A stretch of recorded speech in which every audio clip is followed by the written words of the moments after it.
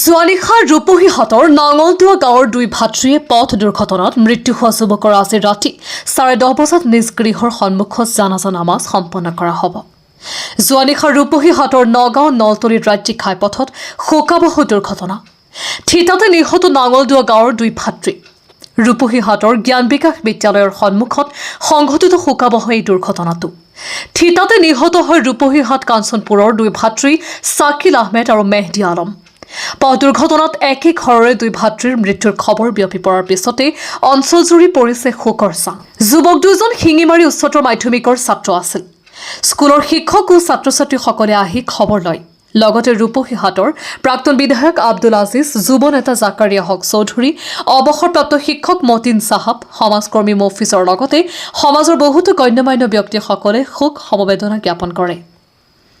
জানিব পৰা মতে আজি নিশা 10:30 বজাত নিজ গৃহৰ আগত জানাজা নামাজ সম্পন্ন হ'ব।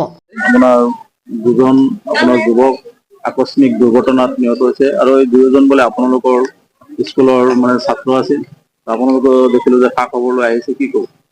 হয়, দুইজন আমাৰ বিদ্যালয়ৰ ছাত্ৰ আছিলে, এজন বাণিজ্য শাখা, আনজন কলা শাখাৰ।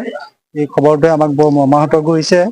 আজি আমি বিদ্যালয়ৰ প্ৰাংগণত সেই উপলক্ষে শোক সভা আমি অনুষ্ঠিত কৰিছোঁ আৰু আমি বিদ্যালয়ৰ কেইগৰাকীমান শিক্ষক শিক্ষয়িত্ৰীৰ সৈতে আমি এতিয়া ইয়াত খবৰ ল'ব আহিছোঁ আৰু আমি সন্তপ্ত পৰিয়ালবৰ্গক আমি আমাৰ ফালৰ পৰা আমি সমবেদনা জ্ঞাপন কৰিছোঁ আৰু মৃতকৰ আত্মাৰ সদ্গতি কামনা কৰিছোঁ।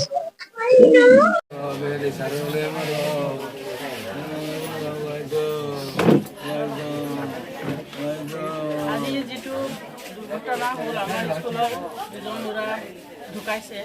সেই দুজন ল'ৰা বাপেকজন এইজন মাইনুল হক, বাপেকৰ নাম। ল'ৰা দুটা এটা কমাৰ্চত পঢ়ে ছেকেণ্ড ইয়াৰত আৰু এটা আৰ্টছত পঢ়ে। আৰু ল'ৰা দুটাৰ নাম হৈছে, এজনৰ নাম হৈছে মেহদী আলম, ইমাম মেহদী, আৰু এজনৰ নাম হৈছে শাকিল আহমেদ। আমি এতিয়া বাপেকৰ ওচৰত আহিছোঁ ঘৰৰ খবৰটো ল'বৰ কাৰণে। আমি স্কুলতো কণ্ডোলেঞ্চ পাতিছোঁ। এতিয়া আমি স্কুলৰ পৰা এতিয়া আকৌ ঘৰত আহিছোঁ খবৰ ল'ব।